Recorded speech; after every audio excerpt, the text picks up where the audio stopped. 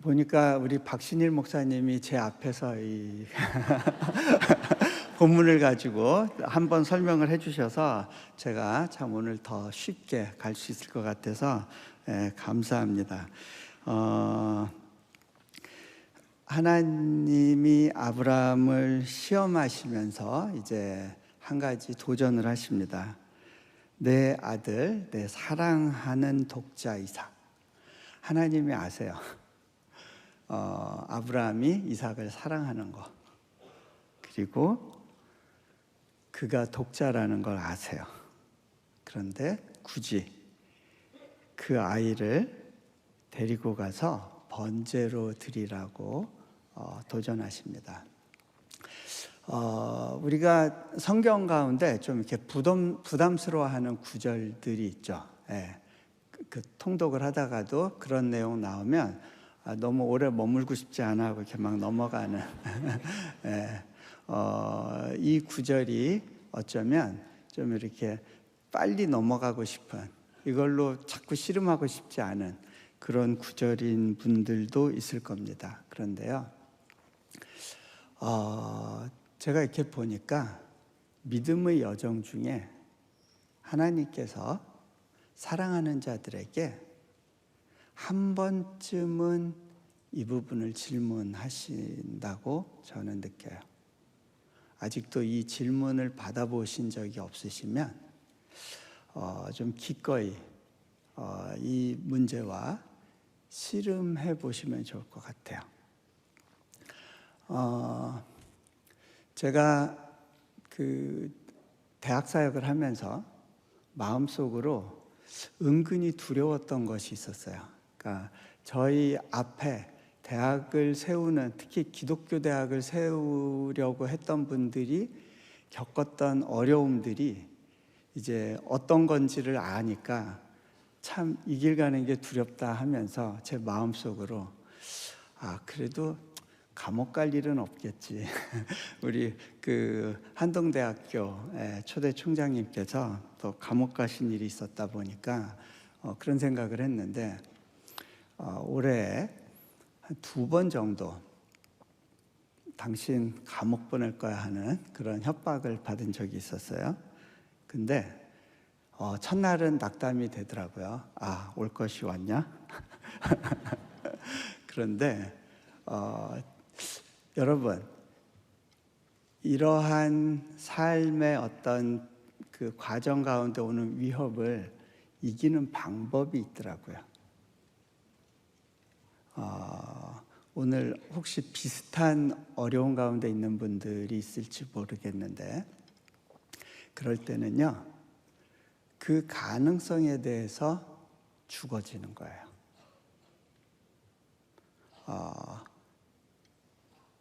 감옥에 대해서 죽어지는 거예요. 그럴 수도 있지 뭐. 그게 내 삶의 끝이 아닌데, 그 다음에 뭔가 예비하신 게 있다면 그 길도 갈 수 있겠지. 그렇게 생각하고 나면요, 그 위협이 처음에는요 호랑이의 울부짖음 같이 들렸는데,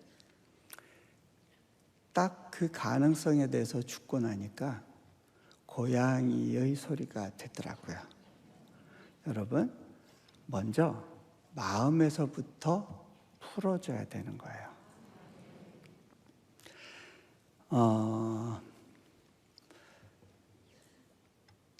코로나 기간에 저희 사역자 중에 한 명이 이제 병원 응급실에 입원했는데, 제가 하나님한테 따졌어요. 하나님, 저 이 사역 시작하면서 약속한 거 있었잖아요.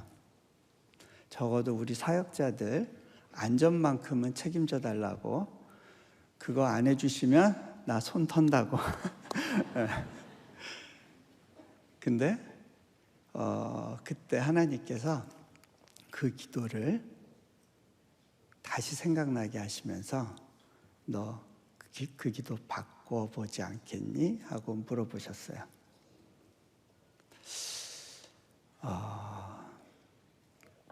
주님,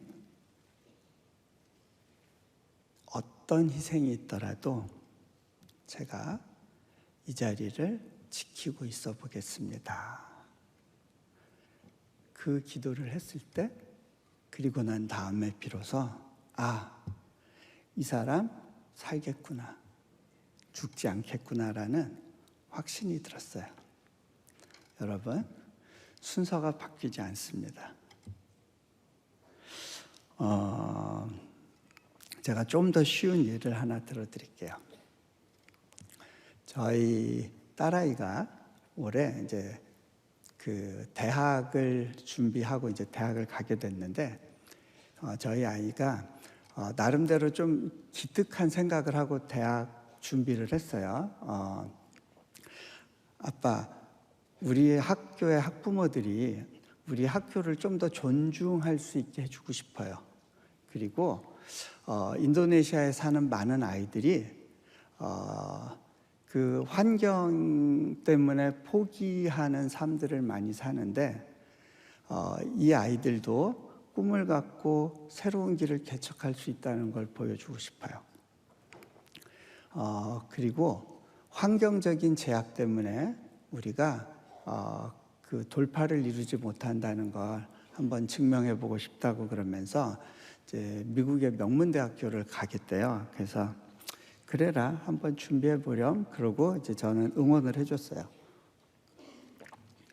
근데 아이가 나름대로 뭐 아무래도 그 벽촌에서 그 아무런 리소스 없는 곳에서 공부하는 게 쉽지는 않았겠죠. 나름대로 잘 준비를 했어요.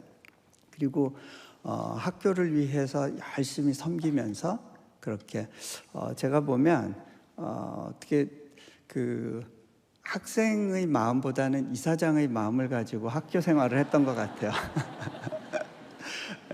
그렇게 잘 지냈는데, 이제 원서가 이렇게 원서 내고 이제 결과가 이렇게 오는 시점에서 얘가 좀 당황했어요. 왜 그러냐면 자신이 정말 가고 싶었던 데는 다 리젝트가 되고요, 또 몇 군데가 웨이팅에 걸렸고, 그런 가운데 자기가 관심 없었는데 그냥 그 지도해 주시는 분들이 여기는 꼭 써보면 좋겠다라고 했던 그 한 곳에서만 풀스칼라십이 나왔어요. 근데 그 학교는 얘가 가고 싶지 않아 했던 학교예요. 몇 가지 이유가 있었어요.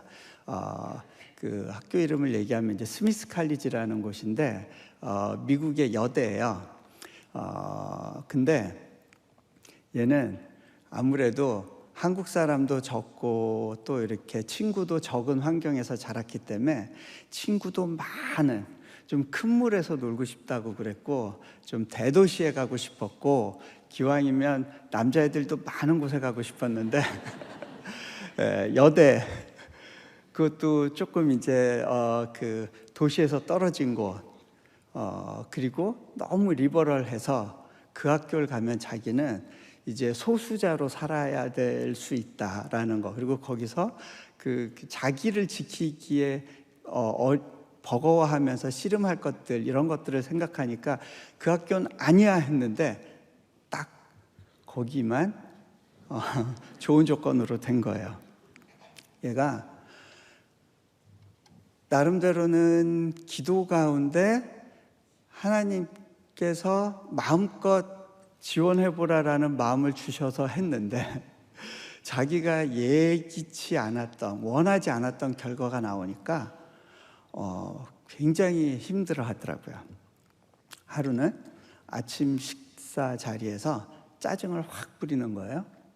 그러니까 아내가 듣고 있다가, 서연아, 너 네 인생의 주관자가 하나님이시라는 사실을 너 인정하지? 그랬더니 아이가 버럭 화를 내면서, 왜 하나님이 내 인생을 끌고 가야 돼요?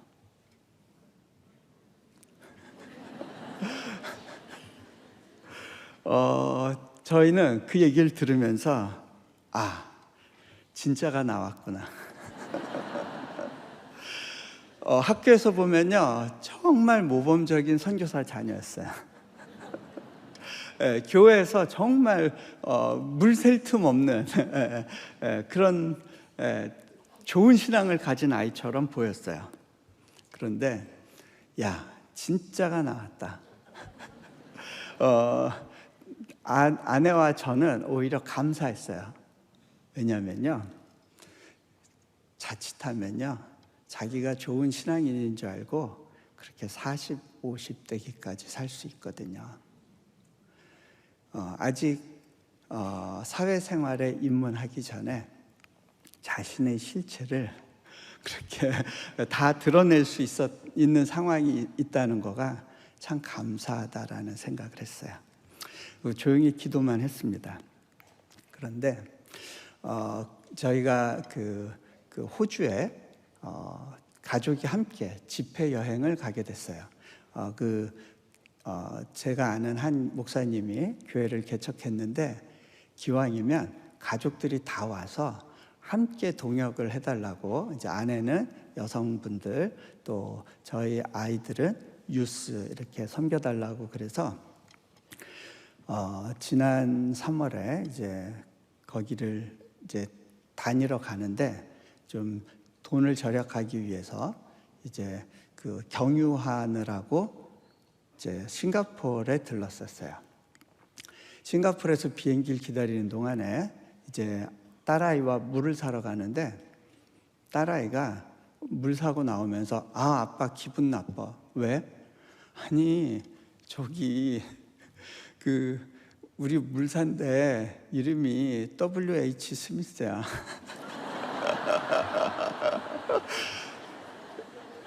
여러분, 다른 사람들한테는 눈에 안 들어오는데 자신에게만 우레소리 같이 울리는 뭔가가 있으면 하나님이 작업 거시는 거예요. 그죠? 자, 그러고 나서 이제 뉴카슬의 어느 숙소에 머무는데 딸아이가 또 그러는 거야. 아빠, 기분 나빠. 왜? 저 집 앞에 길 이름 봤어? 왜? 그 길 이름이 스미스 스트리트야. 그러니? 전 그때까지만 해도 그냥 무시했어요. 근데 시드니로 옮겨서 또 어느 교회에서 정해주신 숙소에 들어갔는데 그 숙소에 갔다 온 아이가 표정이 이상해요. 그래서 왜? 그랬더니 아빠 저기 가서 한번 그 화장실 그 벽장 좀 열어보라고 열어봤더니 샴푸, 뭐 린스, 뭐 그다음에 샤워젤 조그만 것들을 쫙 진열을 해놨는데 메이드 인 뉴질랜드. 근데 보니까 회사 이름이 스미스 컴퍼니. 스미스 컴퍼니로 도배가 된 거예요. 그래서 서연아, 너 좀 많이 놀랬구나. 그러니까 맞대요.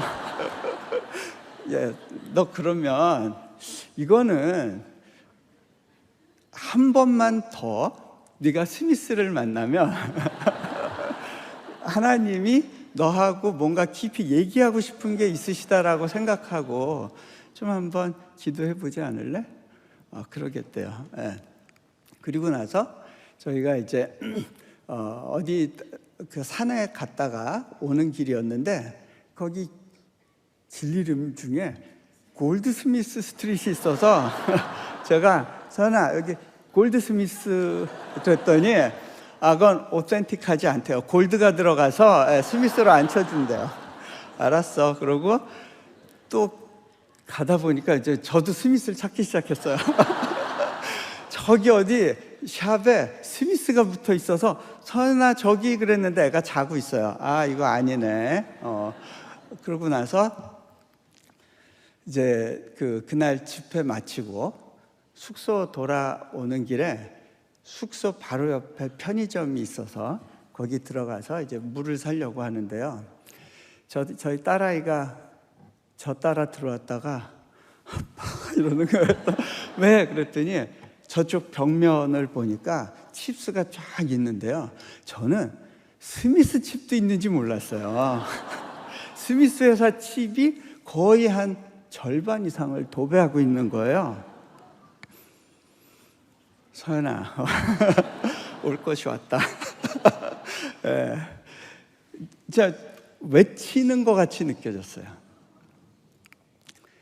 그러고 나서 저희 딸아이는 거실에 남겨두고 저희는 이제 잠자리에 들었는데, 아침에 일어나 보니까 그 탁자 위에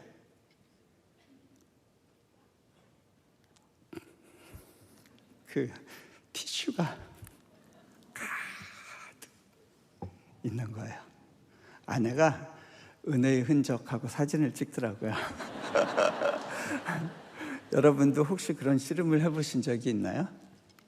아이가 그리고 나서 아빠, 하나님이 인도하시는 대로 한번 가보겠다고 그렇게 이야기를 하더라고요.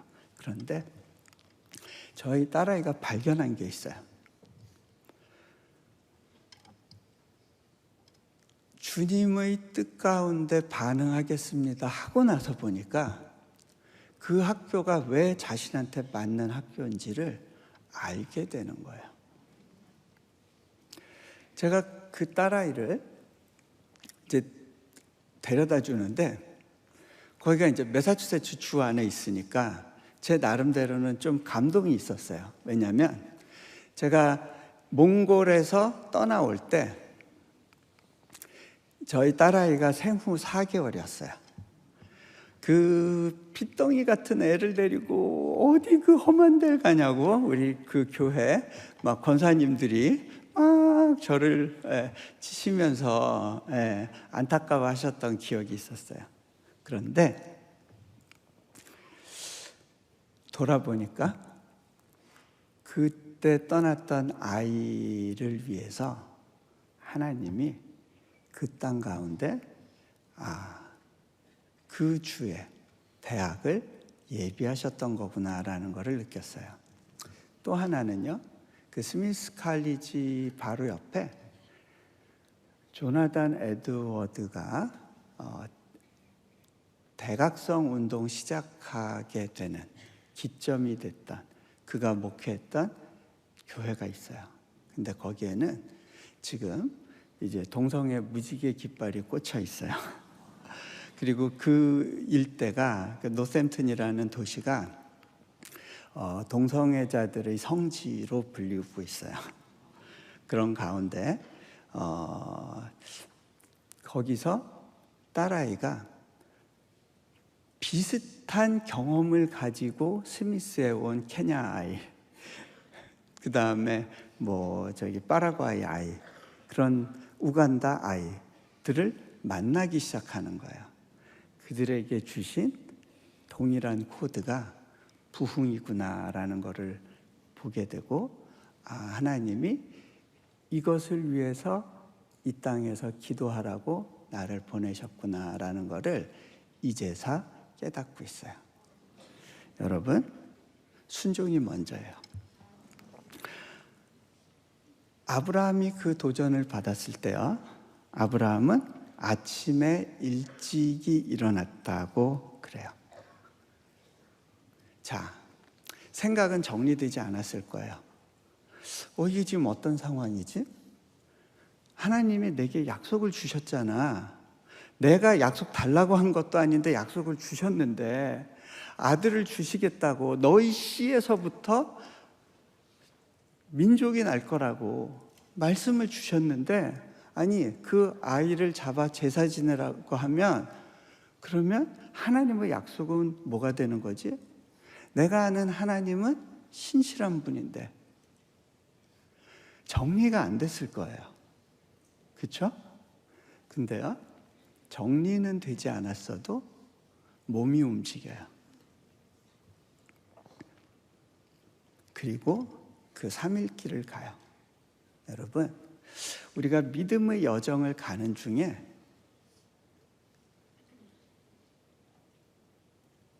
순종은 해야 되는데 머릿속으로는 정리되지 않고 복잡한 어떤 그런 시간들이 있어요. 그때는요, 다 이해할 필요가 없어요. 제가 삶을 살면서 그런 상황에서 반응했던 방식은 그냥 하나님을 믿는 것에 내 인생을 걸고 몸을 던지는 거였어요. 그렇게 몽골에 갔고, 또 그렇게 하나님께서 인도네시아로 가라 하셨을 때 갔고, 거기서 대학을 세우라 하셨을 때 대학을 세우는 자리에 있었어요. 저는 이 사역이 가능할 거라는 생각을 개인적으로는 실은 못했어요. 그냥 가능하지 않을 수 있지만 있으라 하시는 자리에서 있어 보면서 하나님이 하실 일을 보겠습니다 했어요. 그런데 유치원, 초중고등학교, 대학교가 세워졌어요. 저희 대학교가 6년 전에 세워졌을 때 고등교육국장이 이런 이야기를 했어요. 지금까지 신규 대학으로 허가받은 케이스는 당신네가 유일합니다. 10몇 년 만에 처음 있는 일입니다. 근데요, 외국인이 와서 대학을 세운 거는 첫 사례예요. 그 학교를 빨리 종합대학으로 만들어가라고 제안을 해줬어요. 인도네시아에서는 보통 단과대학이 종합대학 가는데 20년 걸리면 빨리 걸렸다고 그러는 상황이었어요. 우리 첫 졸업생 나오기 전에 대학이 종합대학이 되면 좋겠다 기도하면서 준비했어요. 그런데 막판에 딱 제동이 걸렸어요. 저희 그 최종 결제해줘야 되는 분이 그 당시 조코이 대통령과 함께 미국 순방길에 따라가는 바람에, 그리고 대통령은 돌아왔는데 후속 모임 때문에 그분은 계속 남아 있었어요. 제가 인도네시아의 공무원 상황을 아니까 물 건너갔다. 이것은 졸업식 직전에 온다고 하더라도 사인까지 가는 건 어렵겠다 싶었어요. 아이들한테는 얘기 안 하고 있었어요. 그런데 이분이 귀국하자마자 사무실에서 사인을 했던 것 같아요. 어떻게 그 날짜에 사인이 됐는지 졸업식 5일 전에 결국 저희 학교가 종합대학이 됐고, 그 사실을 아이들한테 이야기했을 때 학생들이 울고불고 난리가 났어요. 자, 아브라함도 삶의 여정 가운데 하나님의 극적인 인도하심을 여러 번 체험을 했어요. 그랬기 때문에 이삭이 아버지한테 물어요. 아버지, 불과 나무는 여기 있는데 번제할 어린 양이 보이지 않네요. 어린 양 어떻게 된 거죠? 아브라함이 이야기해요. 아들아, 번제할 어린 양은 하나님이 자기를 위하여 친히 준비하시리라. 아브라함은요, 이 일의 결말이 어떻게 날지 몰랐어요. 그런데 한 가지, 자신의 인생 가운데 경험한 하나님으로 비춰봤을 때 하나님은 대책이 있으실 거라는 걸 믿었어요. 무언가가 준비되었을 거라고 믿었어요. 여러분, 아브라함은요, 무엇이 준비되었는지를 보고 순종한 것이 아니었어요. 자, 정말 무엇이 준비되었는가? 하나님께서 이삭에게 아들을 바치라고 한 땅은 모리아 땅이었어요. 그리고 내가 내게 일러준 한 산으로 가라고 하셨어요. 여러분, 모리아 땅은요, 지금의 예루살렘이 있는 지역이에요. 그리고 그곳의 한 산은 어쩌면 골고다였을지도 몰라요. 자, 하나님께서 이 인류를 구원하시기 위해서 아브라함을 선택하셨을 때 이미 하나님은 당신의 아들을 제물로 바치기를 준비하셨어요. 그리고 아브라함을 택해서 그 가문에 당신의 아들을 희생 제물로 보내도록 계획하셨어요. 그리고 그 시작점이 되는 아브라함의 삶 가운데 당신의 희생을 반사할, 당신의 희생을 예표로 먼저 살아갈 그러한 믿음을 보기를 원하셨어요. 아브라함은 그걸 다 알지 못했어요. 하지만 그가 자신의 수준을 가지고 고백할 수 있었던 것은 하나님은 준비하시는 분이야. 그리고 이 길 끝에 무언가 하나님의 선한 계획이 있으실 거야. 그것을 믿었어요. 그런데 그 믿음이 실제가 되는 순간은 언제예요? 아브라함이 칼을 들어서 내리찍기 직전이었어요. 거기까지 가봐야 되는 거예요. 자, 제가 저희 학교 아이들 이야기 한두 가지 하고요. 마무리할게요. 실은 저는 왜 이렇게 대학이 빨리 진행이 되지? 이유가 뭘까 이해가 안 되다가 작년 올해 아프간에서 벌어진 비극을 보는 가운데 어쩌면 이것 때문이었을 수도 있겠다 싶었어요. 아프간에서 지금은요 여자아이들이 대학을 못 가요. 그리고 전문직에 있었던 여성들은 탈레반에게 쫓기고 있어요. 많은 아이들이 죽어가요. 그 여대생 기숙사에서 독극물을 많이 타기 때문에 애들이 죽어요. 왜? 탈레반이 바라는 건 얘들이 알아서 두려워서 학교를 자퇴하는 거예요. 그러던 중에 이제 그 탈레반한테 쫓기던 방송국에서 일했다는 이유로 그런 친구들, 경찰로 있었던 여경들 중에 이제 저희가 받을 수 있는 케이스가 있었어요. 그 아이들은 거기에 놔뒀으면 지금쯤 아마 서로 얼굴을 볼 수 없는 곳에 있었을 거예요.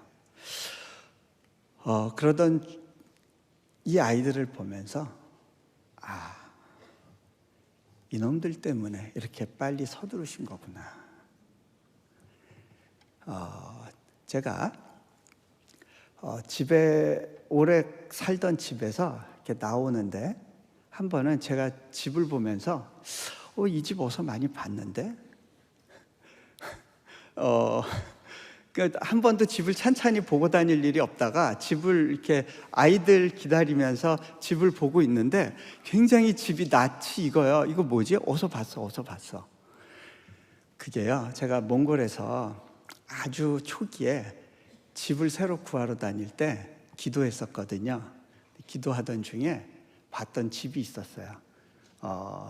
기도 중에 보니까 뭐 이렇게 기와도 있고 2층 뭐 미국의 타운하우스 같은 깔끔한 집인데 몽골엔 그런 집이 없어요. 아파트밖에 없는데 하나님 이 집 왜 보여주세요? 저 뭐 혹시 천국 가서 살 집이라고 보여주신 그러면 난 이 땅에서는 계속 렌트만 하고 떠돌아야 되는데 이거 몽골에 없는 집인데 내가 헛걸 봤나? 그러고서는 이제 아파트 들어가서 살면서 잊어버리고 있었는데 그러고 보니까 인도네시아에서 내가 살고 있는 집이 그 집인가 보네. 이게 몇 년 전이지? 15년, 17년? 와. 제가 생각해 보니까 제가 몽골에 있을 때 하나님은 이미 제가 인도네시아에서 살 집을 준비하고 계셨어요. 준비하시는 분이에요. 근데 그것만 준비하셨겠어요? 학교를 준비하셨던 거예요. 왜 그 준비를 그렇게 서두르셨을까요? 저희 학교 학생들이 아장아장 걸을 때 하나님은 이미 그들이 다닐 학교를 예비해 놓고 기다리셨던 거예요. 그리고 누군가가 순종해 주기를 바라셨구나라는 생각을 해보게 됐어요. 저희 학교에 들어온 아이 중에 아프간 난민 아이들을 보면서 제가 참 놀래요.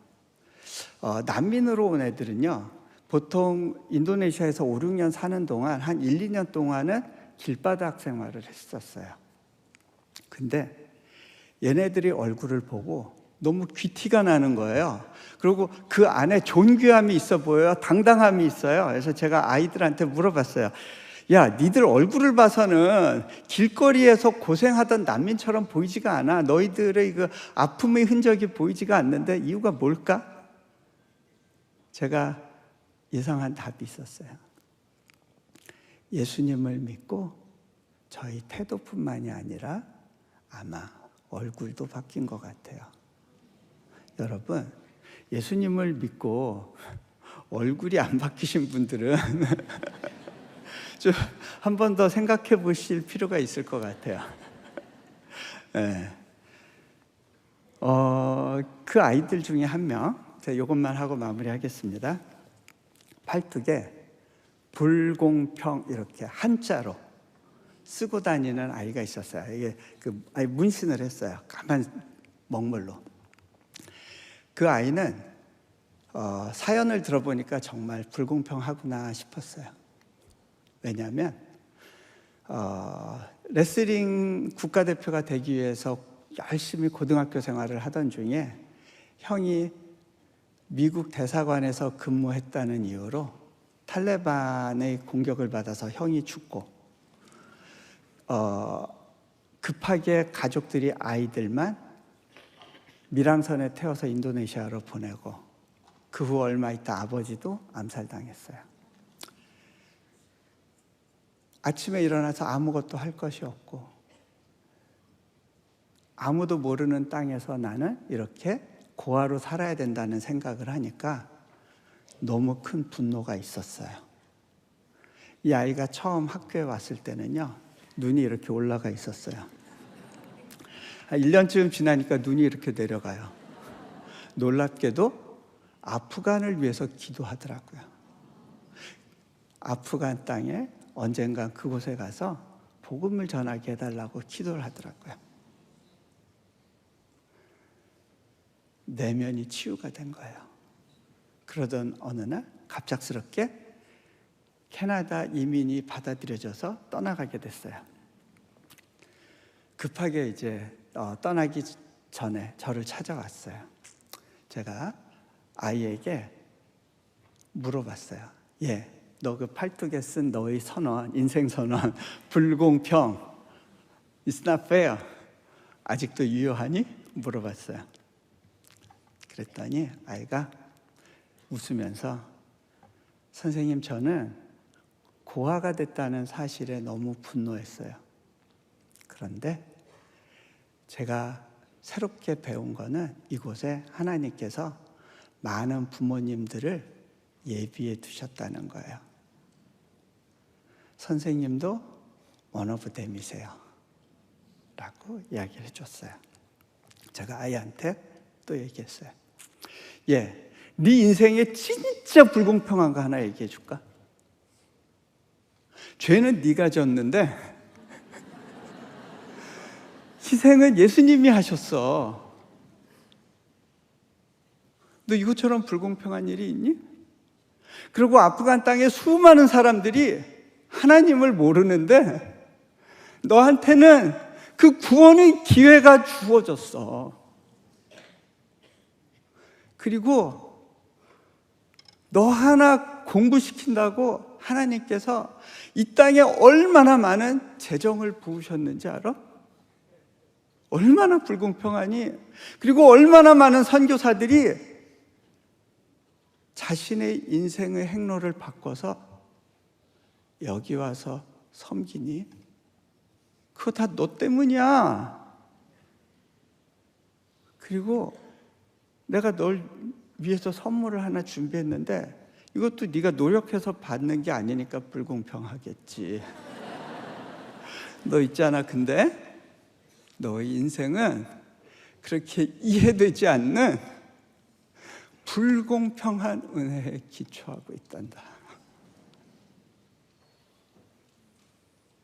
하나님의 그 예비하신 그 불공평한 은혜가 있기까지, 그것이 경험되어지기까지 우리 안에 하나님을 향한 내어 던짐이 있어야 돼요. 그리고 그것을 보시고 하나님이 말씀하십니다. 네가 이제야 나를 경외하는 줄 알겠다.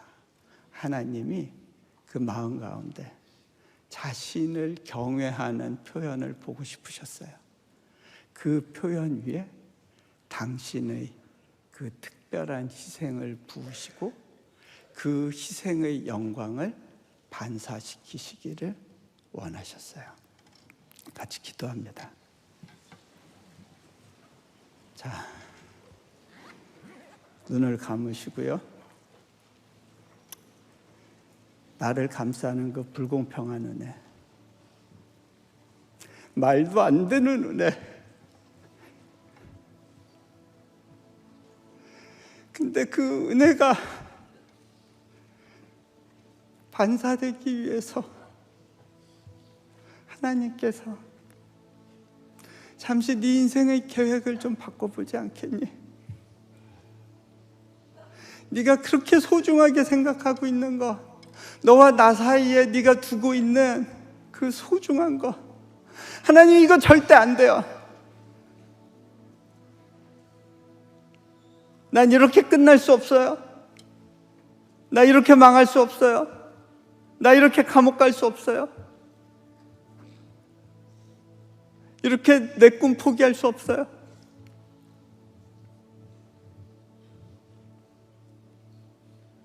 그거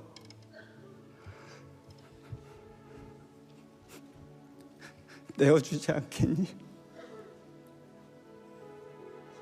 저희 아이가 밤새 크리넥스 티슈를 써가면서 씨름했던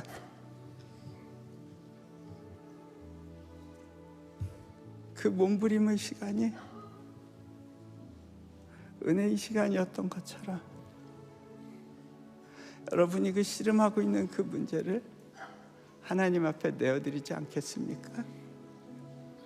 여호와께서 친히 짐 준비하실 거야. 그분이 대책이 있으실 거야. 지금은 다 이해되지 않지만 하나님께서 내 마음 가운데 풀어지게 하실 것이고, 또 그 풀어진 것이 무엇인지 내게 구체적으로 알게 하시는 그날이 있을 거야. 기도하시지 않겠습니까? 같이 주님 앞에 나아갑니다. 주님,